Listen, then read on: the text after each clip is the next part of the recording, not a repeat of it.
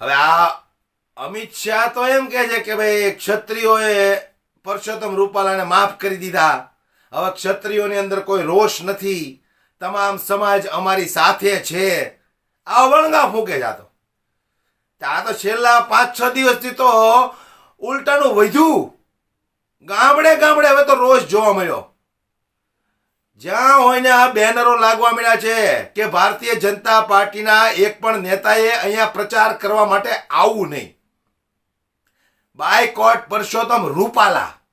તો આ અમિત શાહ કયા મોઢે એમ કે છે કે ક્ષત્રિય સમાજે પરસોત્તમ રૂપાલાને માફ કરી દીધા? એટલે આ જુઠ્ઠાણું ફેલાવે છે. એ પાક્કું આ જુઠ્ઠાણું ફેલાવે છે. ઠેર ઠેર ભારતીય જનતા પાર્ટીના નેતાઓ સભાઓ કરે છે. એ સભાઓની અંદર ક્ષત્રિય સમાજના લોકો વિરોધ પ્રદર્શન પણ દર્શાવે છે. પણ એક વસ્તુ મને ગમ્યો ક્ષત્રિય સમાજની, આ વિરોધ પ્રદર્શન એવું કરે છે કે 1 રૂપિયાનું પણ સરકારી પ્રોપર્ટીને નુકસાન ન થાય. ગજબ વ્યક્તિઓ છે યાર, ખરેખર મને ગમ્યું. પણ આ લોકો જુઠ્ઠાણા ફેલાવે છે એનું હું?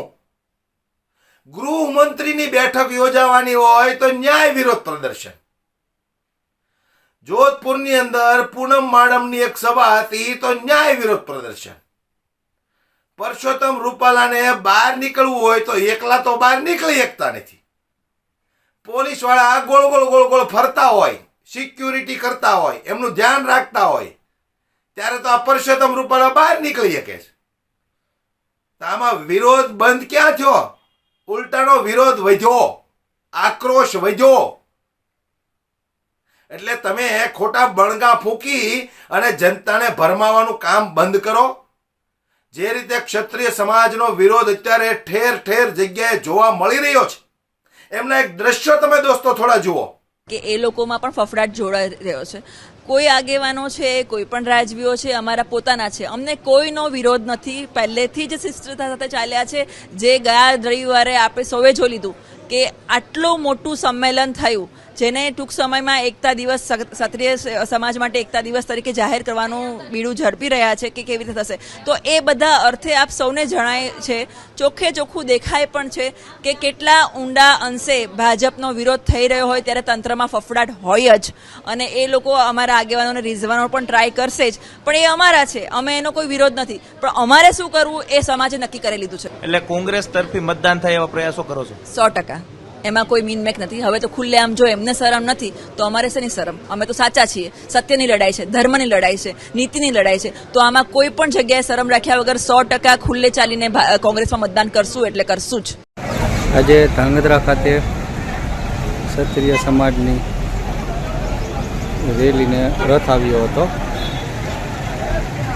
નવસાદભાઈ સોલંકી તથા ક્ષત્રિય સમાજના આગેવાનો, આમ આદમી પાર્ટીના હોદ્દેદારો, કોંગ્રેસના હોદ્દેદારો, DCW લેબર યુનિયનના હોદ્દેદારો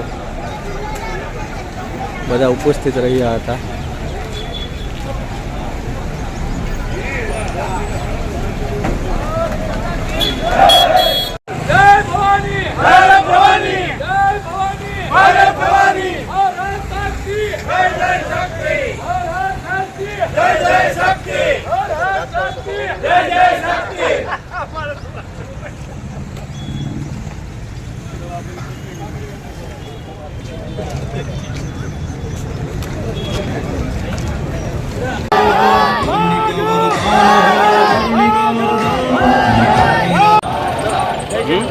હું એક ચેનલમાંથી નથી, પહેલાં TV9 જતો, અત્યારે એક ચેનલમાં નથી.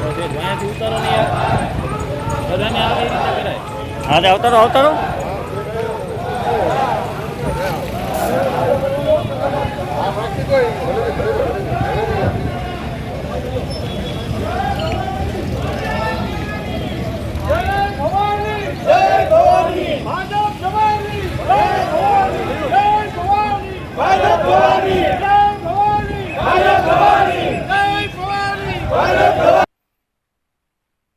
તો હવે તો ક્ષત્રિય સમાજના લોકોએ ધર્મરથ ચલાવવાની તૈયારી કરી છે.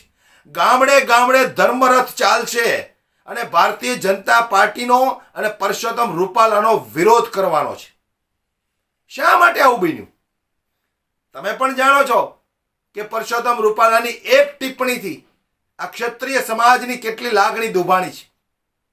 તો ક્ષત્રિય તો શ્રી રામચંદ્ર ભગવાન હતા, તો આવડા પાછા રામના નામે વોટ માગશે.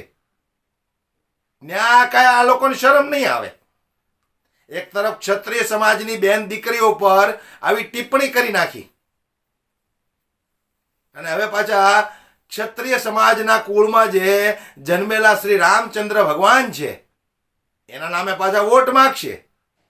તો ઈ હાલે? આ વિરોધ કરે ક્ષત્રિયો નો હાલે. એટલે હું કહેવા માંગુ છું, હજુ તમારી પાસે સમય છે. ટિકિટ તો હવે કેન્સલ થાય હોય થાય, બાકી રાજીનામું આપી દેવાય. એટલે આ રોક્ષ જે ક્ષત્રિય સમાજની અંદર જોવા મળે છે ને, એ કંઈક ને કંઈક શમી જાય.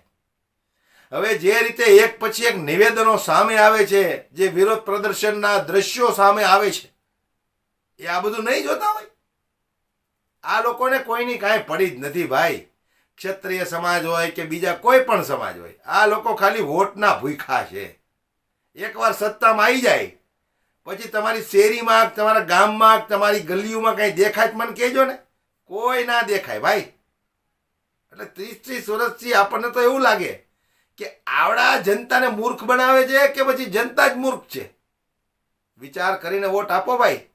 જે રીતે પરસોત્તમ રૂપાલાનો અત્યારે વિરોધ થઈ રહ્યો છે, એના પરથી તો મને એવું લાગે છે કે ભારતીય જનતા પાર્ટીને ચૂંટણી જીતવી મુશ્કેલ પડશે. ના, મુશ્કેલ ક્યાંથી પડે યાર? મને યાદ આવી ગયું, ઈવીએમ મશીન તો એની પાસે છે. ઈવીએમ મશીન તો એની પાસે છે ને. તકલીફ મોટી ન્યા છે. જ્યાં સુધી ઈવીએમ નહીં હટે ત્યાં સુધી આ લોકો નહીં હટે. એટલે ઈવીએમ ને ઉખાડીને ફેંકશું ને તો જ આવડા જાહે, બાકી કાંઈ જવાના છે નહીં. પણ વિરોધ જે કરી રહ્યા છો એ ખૂબ સરસ રીતે કરી રહ્યા છો. ચાલુ રાખો તમારે, કારણ કે લડત તો લાંબી લડવી પડે જીતવા માટે.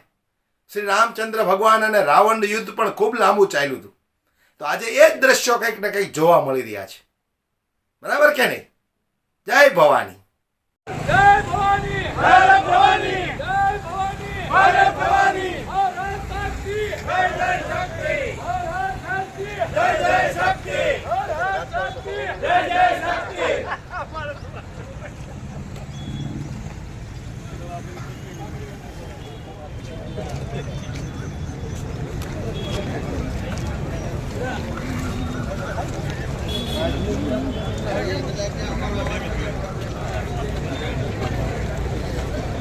અમલ કાપો.